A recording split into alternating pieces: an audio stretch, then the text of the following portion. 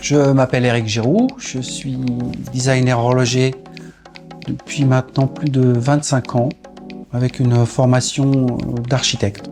Aujourd'hui, je vais vous parler de la genèse, de la création et de l'aventure MAD 2. Au tout début, MAD 2, on a expérimenté un projet qui était beaucoup plus en relation avec l'architecture, les pleins, les vides, etc.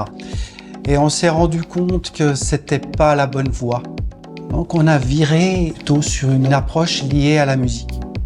Donc c'était assez vague, donc ça nous permettait aussi un champ d'action assez grand, plus particulièrement sur une certaine époque de la musique, où en ce qui me concerne, au même titre que le projet d'ailleurs, j'ai un peu abandonné l'architecture et c'est un peu la musique qui m'a amené au design industriel. C'est aussi un travail avec Max, on a toujours travaillé les deux, il y a des idées, il y a une expérimentation, puis après il y a l'intuition. Le rapport avec le disque vinyle, on voit il y a une partie sous les cadrans avec des petits sillons qui rappellent le disque vinyle, l'heure et la minute qui deviennent comme des platines, sans oublier l'idée du rotor où il y a cette animation dans MAD. Le rotor dessous tourne et les petits points se reflètent sur l'intérieur de la montre et nous font penser à une célèbre platine de DJ qui avait justement ce petit effet stromboscopique sur la platine qu'on retrouve. Parce qu'il ne faut pas oublier qu'il y a une idée, il y a un dessin et après ici on met tout ça en scène pour que ça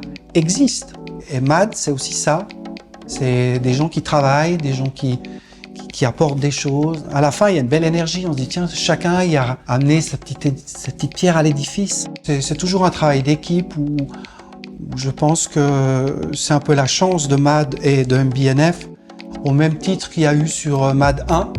Max avait une idée, il m'a demandé ce que j'en pensais. Et dans MAD 2, j'ai eu une idée. Et puis il y a eu cette interaction. C'est que chacun essaye de participer, quoi. C'est assez humble à la fin.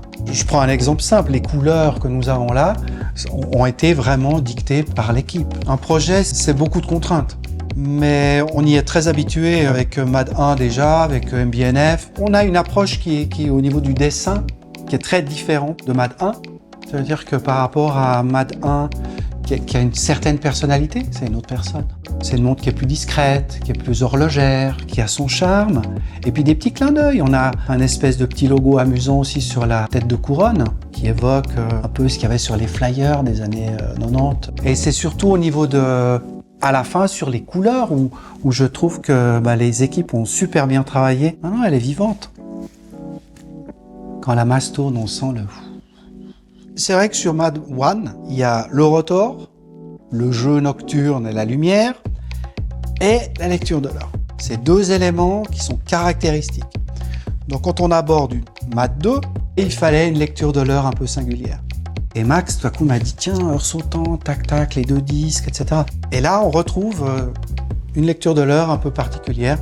Donc la masse avec une animation, et une lecture de l'heure un peu particulière pour qu'on reste dans les codes de cette édition. Et franchement, je suis très touché de ça.